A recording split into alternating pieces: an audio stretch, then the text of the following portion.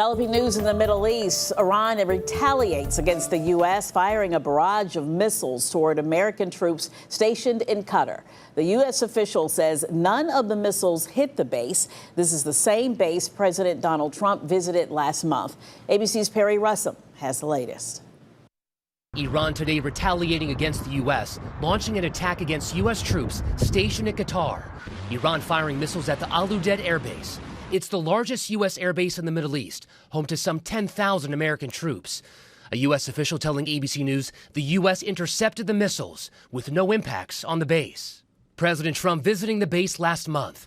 It's the nerve center for the U.S. Central Command, where the attack against Iran on Saturday would have been controlled from. It really is a heartbeat of the Middle East in terms of our presence there and the use of air forces, and certainly have been supporting the Iran attack.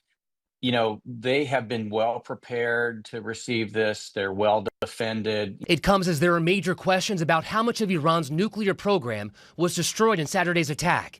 As President Trump says the facilities were obliterated. Completely and totally obliterated. The chairman of the Joint Chiefs of Staff says it's too early to tell the full scope. Final battle damage will take some time, but initial battle damage assessments indicate that all three sites sustained extremely severe damage and destruction. President Trump now floating the idea of a regime change in Iran.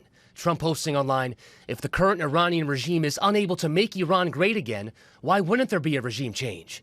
The administration clarifying it believes the regime change should come from within Iran. If they refuse to engage in diplomacy moving forward, why shouldn't the Iranian people rise up against this brutal terrorist regime? That's a question the president raised last night.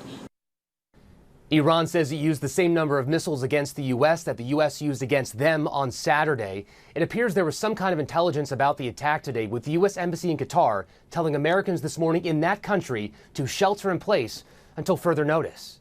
Perry Russum, ABC News, Washington.